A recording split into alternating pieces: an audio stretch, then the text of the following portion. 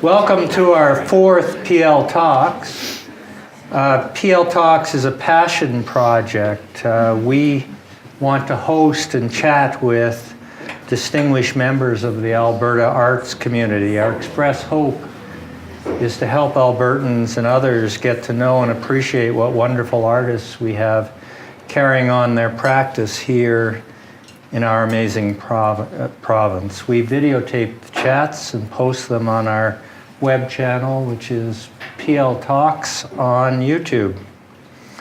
We're very fortunate to have the wonderful Calgary-born actress and innovative performance artist, choreographer, associate artist at One Yellow Rabbit, trained with ballet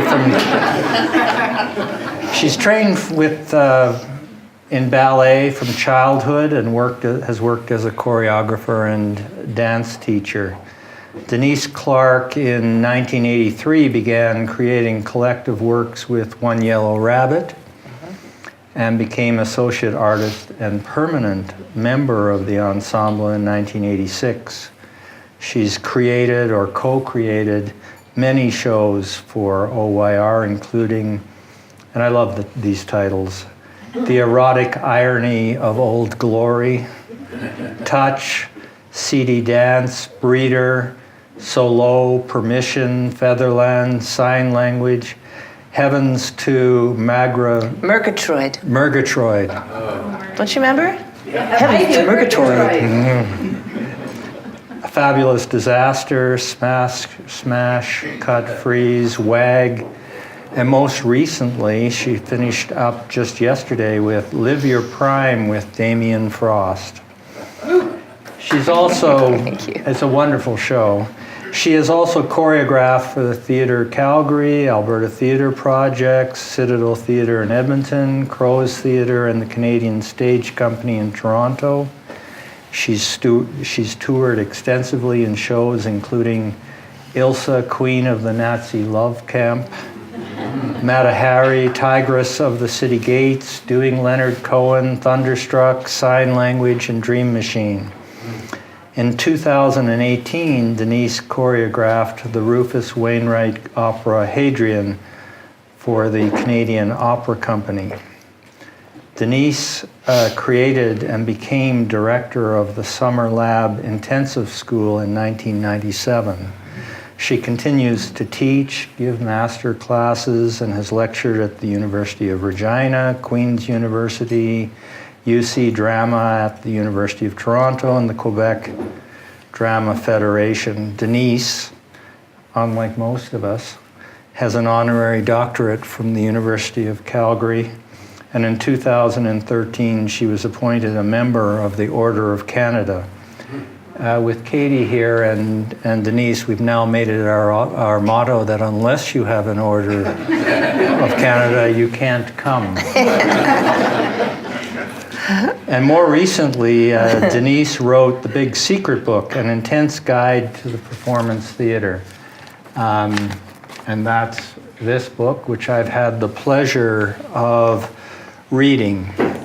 Welcome, please join me.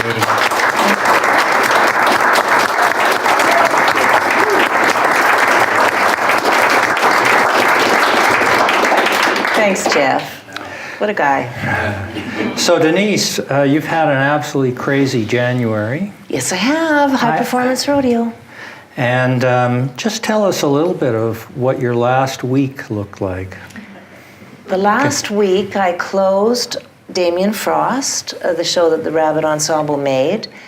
I attended 2 performances and hosted other artists. I began Mozart's birthday party with the symphony in full period costume and gave the maestro a birthday cake because Maestro Rune Bergman shares a birthday with Wolfgang. And I also was the director and the performance coach for an incredible project called the Shoe Project, which brings together 14 women, brand new Canadian and Calgarian immigrant women, to tell their stories through the lens of a pair of shoes. And they work in a writing project for 7 weeks in the fall, and then they bring that to the stage, and we present them at the High Performance Rodeo, and they tell their stories in these small 5-6 minute vignettes that are incredibly moving and touching. So that is what took me to yesterday morning. So you see, ever since I've known Denise, this is what a week in her life looks like. It's amazing what you give to the community. Tell me a little bit, Denise, about growing up in Calgary and why you live in Calgary. Well, I love Calgary. It's my home, and my dad's a born and bred Calgarian from, way, way back, and my mom's a Londoner, a war bride, and I grew up here, and I traveled. I left Calgary at 15 and lived on my own and studied and continued my dance career until I was in my early 20s, at which point I came back and really fell in love again with the community. And then everything fell apart with that particular economic downturn. And Calgary became a very, very positive place for young artists to live. And we could afford it here. And not unlike now, there was a lot of space to rent, and there was a lot of psychic space to create. So along with so many of my colleagues, my dance colleagues, and then the theater freaks at One Yellow Rabbit found me, and I found them, and it was really such an ideal environment to keep pushing through and inventing the work. And it was so important to us to make work that was authentic to ourselves and to our own voices, and we had a real punk ethos in those days. And so that's why this is my town. So tell me a little bit about you started choreographing, and you were originally a ballet dancer, mm-hmm. and then somehow in the early 80s I don't want to be pejorative, but you blundered into a meeting with some people at One Yellow Rabbit, and they had an interesting response to some ideas you had. Well, it wasn't so much as blundering, Jeff, as being asked to perform with them. And I was playing a role, I was playing the Angel of Death in a production called Juggler on a Drum, about Norman Bethune. And I was the slinky mover in the piece. And they were working on a song, and they were trying to sing it, and sort of amazed by how they just were not getting it. So I finally began to sing it for them. And they said, oh, fantastic, you can sing, you do it. And it was like, oh no, I don't, I move, I don't sing, and I don't talk, and no. And they said, no, you do it. And the next thing I knew, I was not only singing, but had speaking roles. And then I discovered I really liked it, and nobody could shut me up. So my apologies. Blundered into being an actress and a singer. Yeah, I think you could. That's fair to say. It hadn't occurred to me to become an actor until you don't say actress anymore. It's a bit lame because, of course, you can say actress. So I take that, but we say actor. I don't know. In fact, it sort of bugs me. Maybe I'm going to go back to actress. But I hadn't planned on being an actress.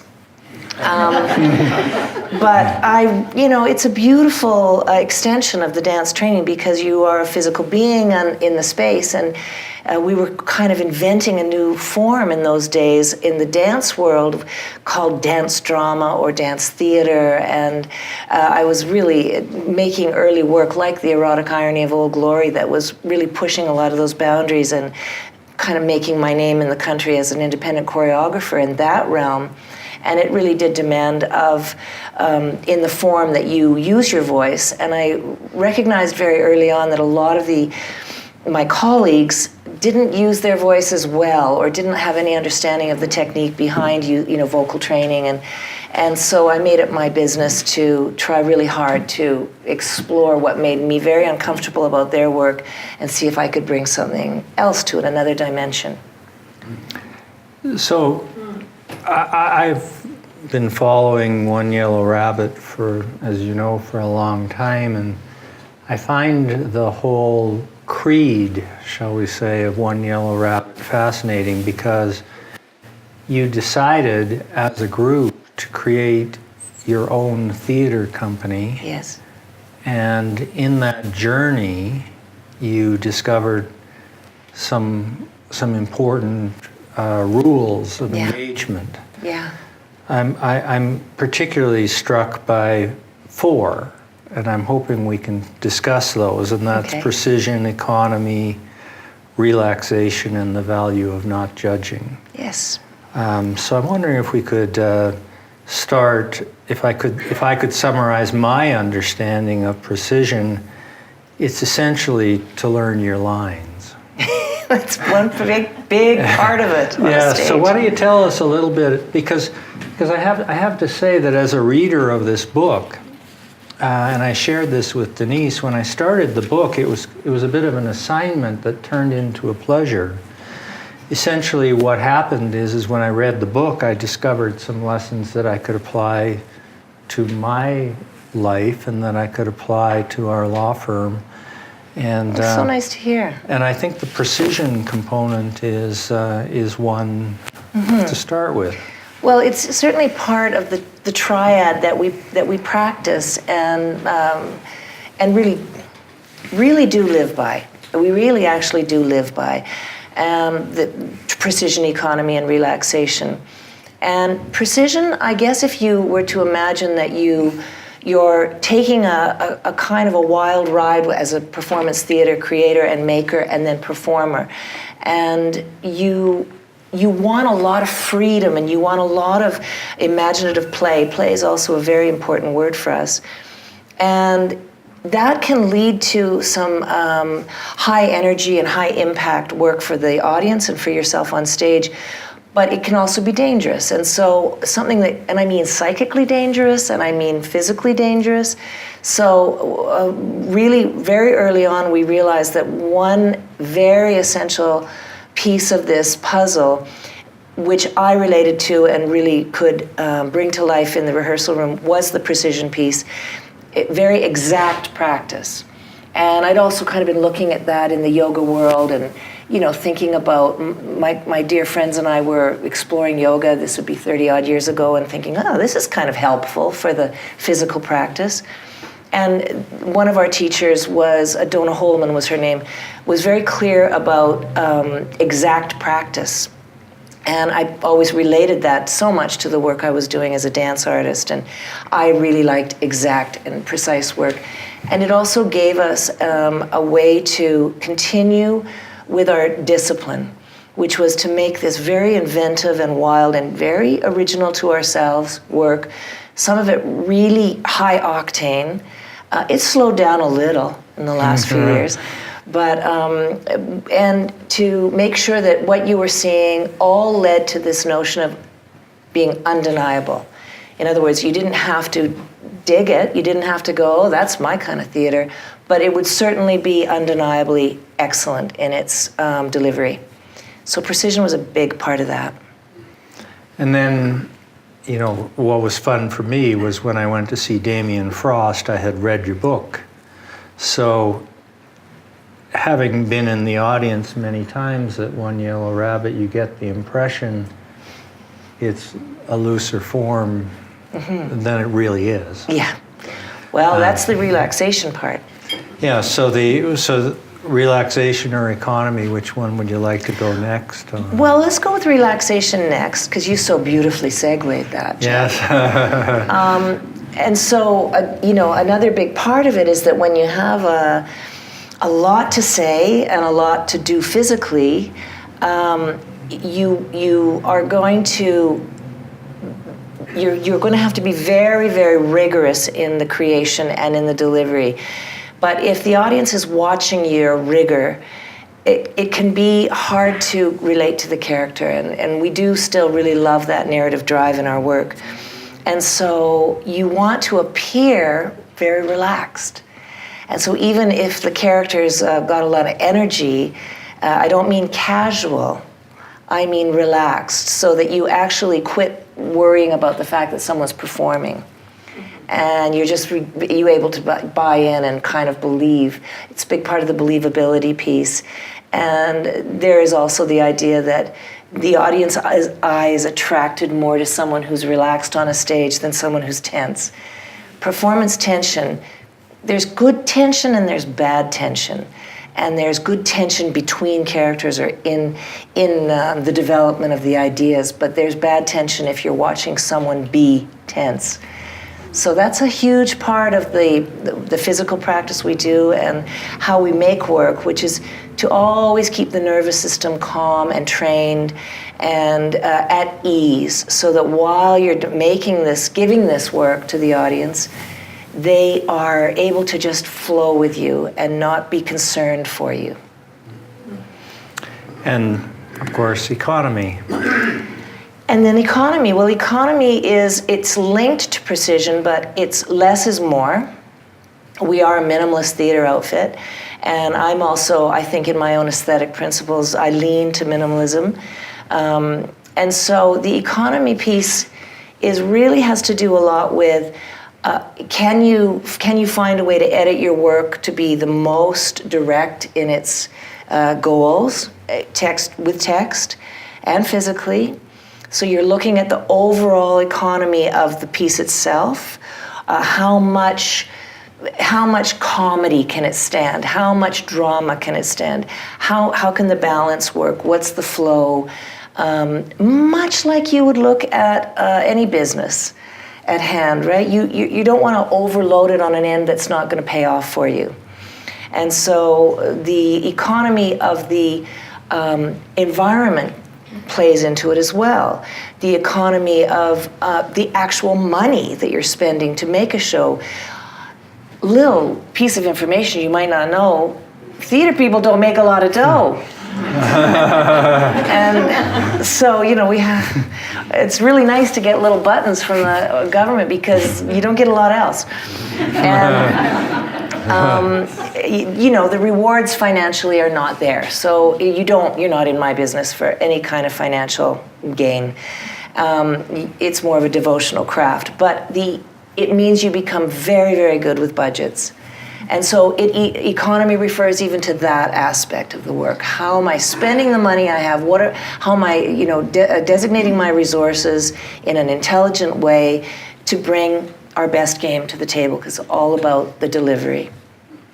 So after Damien Frost, I had the chance to talk to you and John a little bit about how that was created. And the traditional way that you see plays is a playwright writes it, the director directs it, and the actors act it.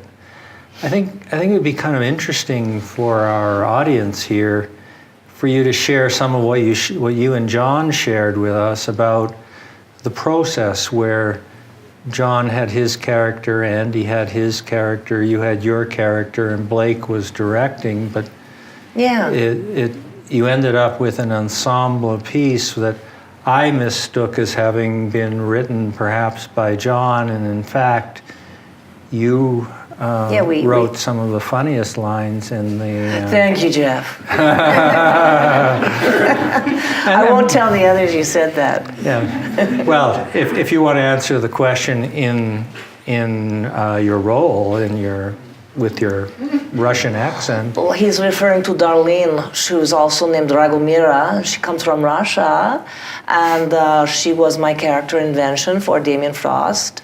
I play wife number 5, and I have a leopard print skirt that got many comments. People like the skirt, and she's got the long legs, and... That's about enough of Dragomir. But you could describe that one portion that I liked about when you described meeting Damien and what you looked like when you met Damien. You mean are you talking about you did really bring to mind that you liked meeting Celine Dion's husband? Oh yes, that's right, Celine Dion's husband. So Darlene is asked by the conceit of the piece is that we're being interviewed by a documentary filmmaker, and he's asking, do you meet other famous people when you're on the road? And Darlene is saying, yes, many, and she met Celine Dion. and Celine was a little bit jealous type, and her husband was this guy, Rene, and Rene, he liked the long legs, you know, and so he liked me very much, and then one day he invites us to pool party, and this is like 15 years ago, and you know, God, I was hotter even than this. And he liked that. I like that. And it did get a good laugh every night. So I'm sorry, I interrupted in your process with each of the actors developing their character. Well, okay.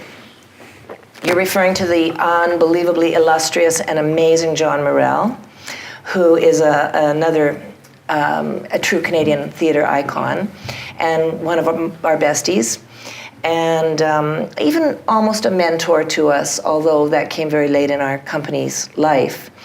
But John played my husband, Damien Frost, a self-help guru, author of great books. And Andy played his grown son, and I'm the wife number 5. And in creating it, we made the decision that we would do a full ensemble creation, which One Yellow Rabbit's done many times. But it was the first time for John Morrell, who's an esteemed playwright. And he was a bit nervous about that, but the process is just such that you, and I can move right into non-judgment. We don't judge at One Yellow Rabbit when we're beginning our work process. We discern later on, but we do not begin in judgment because it blocks and it stops energy and it's a drag and it's no fun. And fun plays a big part in our workday because you're relaxed and you bring your best when you're having a good time. And so it was really essential for us to set up an atmosphere where John was at ease and comfortable, and we all began our writing process. Blake has facilitated many of these creation processes for the company, and we put a lot of ideas up on the board, on our colored-coded charts, and we can claim scenes to write, or you can take over for your character if you want. You can, which is in fact what happened with this show, is that we began to, although Blake wound up writing a lot of scenes for the son, I guess he related to him, and it was really kind of thrilling and amazing to watch John respond. He's 73 years old. And watch him respond to this process and just start jamming with us and really coming up with some brilliant stuff. I think freed by the notion that he wasn't in charge of everybody's gig, you know, that he could sit back and play with us in this new way. And I think it meant a lot to him, meant a lot to us. And you saw the results. I saw the results and they were great. So when you add precision to economy to relaxation to the value of not judging, you end up with a creative process that allows you to collaboratively produce these amazing works that you guys have done. I think so. I mean, you know, I can't stress how important it is, this idea of non-judgment, because it especially, well, I don't know, I'm sure it's the same in everybody's field in the room. If you are with people who, when you express an idea, you get a sense of nonverbal even, or body posture or body language, or any kind of like, that's stupid, or that's lame, or that's not going to fly. We don't believe in that because that's never worked for us, and we are a 38-year-old ensemble. And for us, what we've learned is that if you put it up on the wall, it's not going to hurt anybody. And you can look at it and you might even yourself be judged. Most importantly, you don't judge yourself, by the way. This is the most important part of the piece, that you don't go, this is a stupid idea, but you instead bring yourself to the table with kind of an idea of, I don't know yet, but what about this? And very regularly we will find in the discard pile, when we look back through, that actually might be really good as the transition here. Or so it's practicality for us. We want people to be open, and we want people to feel good in the room, and we want their best work. And you're not going to get the best work if people feel like you're judging them, or if you're judging yourself. That's the hardest one when we have guests, is people judging themselves. More than they judge us, I must say. And I see in my lab too, when when we're running the lab, so many younger artists will just constantly, beat themselves up in a way that's just not helpful or practical. So at some point, you and the others decided that you were going to try to teach people who were in the arts world, who had some experience, the One Yellow Rabbit method through an intensive summer lab. Yeah. How did that come about? I guess we'd been on the road for so long, and so many other people, younger colleagues or colleagues close to our age would say, how do you do this? And you can only drink so much beer, late at nights, trying to explain process. And so I just thought, maybe I should design a laboratory for people to come and spend some real time with us and really explore what we have to offer. And so I designed the lab 20 years ago, and I invited John Morrell and a super hot painter that I knew named Chris Cran, who happens to be my husband. He wasn't then. He is now.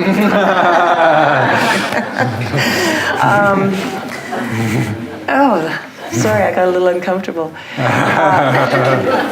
And actually, Ronnie Burkett, the well-known marionette master, he also taught at the first few labs. And then, so I had this kind of design set up to bring the artists together for 3 weeks from all over the country and internationally, and to talk about personal aesthetic, to answer the question, who are you now? Which is a huge motivator for us and keeps us, going all the time. It's a beautiful question that was coined by Kirk Miles, a Calgary poet, and a former member of the Ensemble. And Kirk's a real hipster, a real cool guy, and he would always say, when you said hi to him, he'd go, "Who are you now?" And he expected you to come up with a little, riff answer. And we liked that. But it also gave us a huge question to keep asking ourselves all the time in the practice and in this theater company is, who are we now? And you ask everybody at a lab every day for 3 weeks, they really begin to think, who am I now? And then you give them a lot of activity and a lot of space to explore in their own skin. It can be very helpful to, again, stop you from judging and open you back up to your own possibilities and what you might want to do and how you might want to jam forward.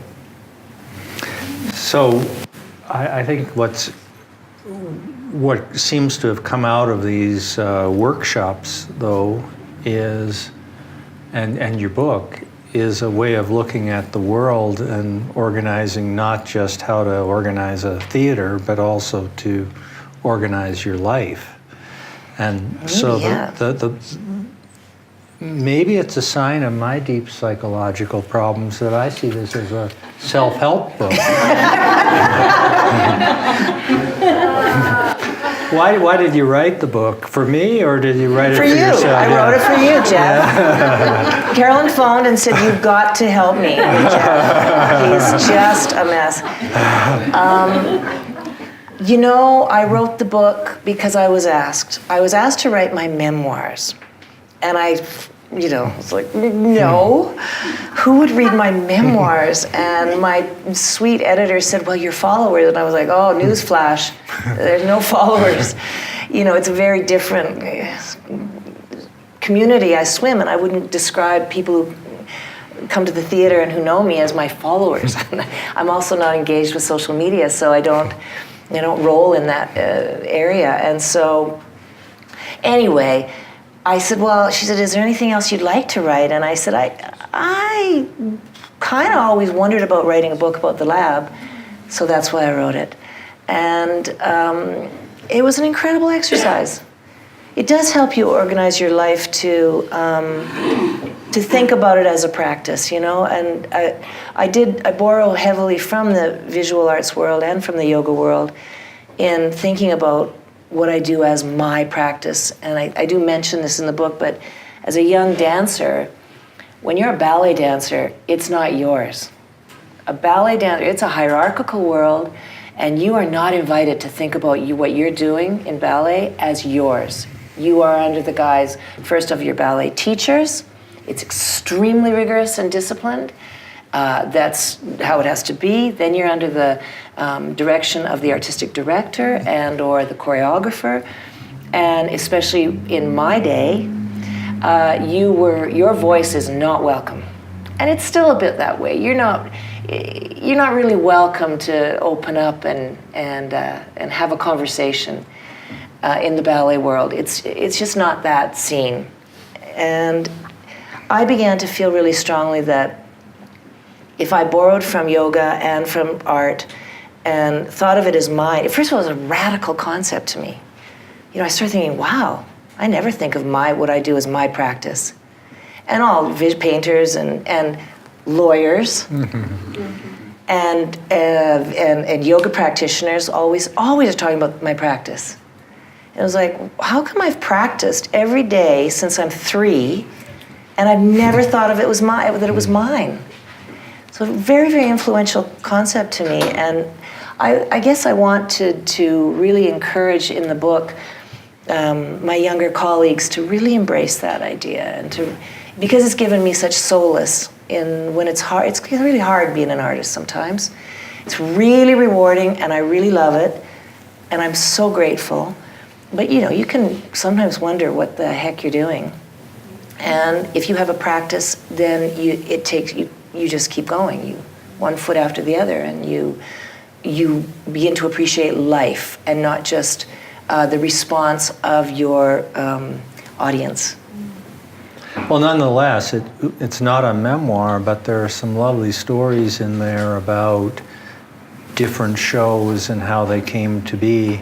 I was particularly moved about a difficult time for you when your brother passed, and how you were able to use the lessons you had learned in the theater to bring yourself to center and get back to work. Yeah, well, again, it's a long life and many things happen. And yeah, I think it's for me to have things to rely upon, and in both the joyful creation periods and in the darker ones, it's something that I'm very grateful for.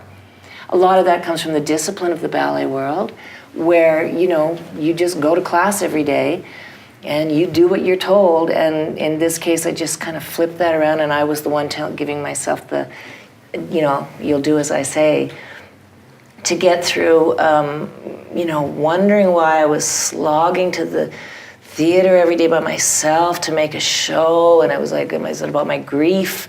Does anyone want to see a show about grief? And it was like, well, maybe it's just something for me to do. And then I began to, I was in the field on Princess Island in my park. It was bitterly cold. And I thought, I had this vocabulary. I thought, I wonder what it would, there's nobody around, and the snow was perfect. And I thought, I'm going to go do that vocabulary, physical little dance sequence in the snow. And I did it, and I was just giving her and moving through the snow. And all of a sudden I look up and I see 2 people and their dog. And the people are like, and the dog's like, and then as the dog sees me, see him, and the dog just starts yapping away, and it was very, very funny. And I hi, and they were like, whoa, and they tried to leave, and the dog was freaking out, and the dog's name was Gandhi. And the woman was going, come on, Gandhi, heel, Gandhi. And I was like, Gandhi? Really? Okay. And I got to the theater, and I was just so amused as I'm standing in my giant parka, thinking about how ridiculous I must have looked and what they thought. And I suddenly thought, maybe I'm going to just try and recreate that right now. And I started moving in my parka again in the theater, and I just sort of, wound up on the floor realizing, there we go. There's the beginning of the show.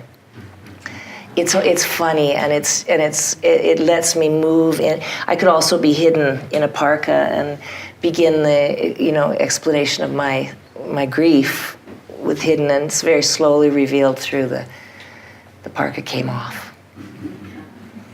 So one of the things that is astounding about your career is, the University of Beaverbrook, as in Beaverbrook High. And the fact that throughout your career in the main, you didn't have mentors so much as colleagues, and you were able to learn from them, and this has given you a philosophy as to the value of colleagues. Yeah. I wonder if you might... Well, yeah, I mean, again, as a high school dropout, I had just found myself teaching at a university because in those days, in the 80s, I was a dance artist, and I'd had a career, and I was able to also teach, and so I was invited to teach at the University of Calgary. And I'd find myself in faculty meetings or at gatherings, and people would say, well, where did you go to school? And I'd say, Lord Beaverbrook. And people, where's that? And I'd say, in Acadia. And, I would sort of play it up a little bit, being a little bit of a punk back then.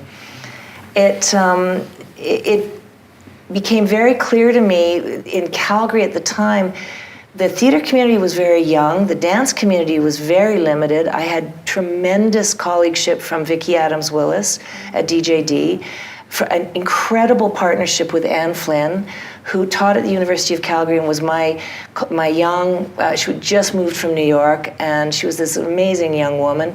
And she and I forged a bond and began partnering in making dances together. And she was an incredible teacher of mine, was Anne Flynn. And Vicki Adams-Willis was a great, great colleague who I could really relate to and work with carefully, because I loved jazz dance, and it wasn't very, in the independent modern dance world, it wasn't very cool to be working in jazz, in the jazz idiom, and I thought that was bogus and a bunch of BS. And I was working with a lot of jazz music, and so Vicki and I really related to one another in that front.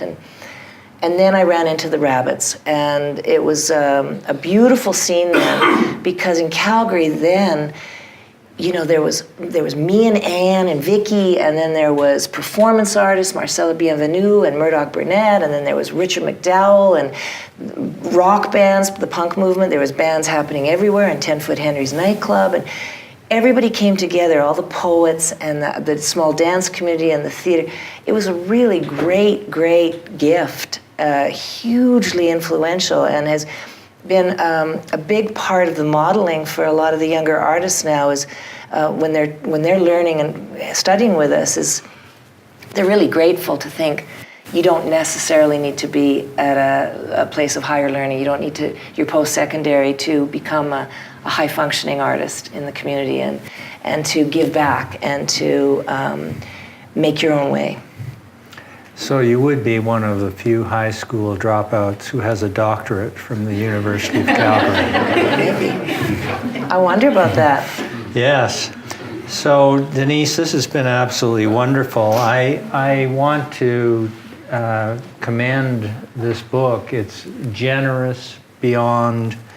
I was commenting when we had lunch that it's a very generous book, and it's also a personal book. And I learned a lot, and I suggest that, maybe you can't learn as much as I learned, but maybe you don't have as far to go. But this is a wonderful book. So if we could start with a round of applause for you.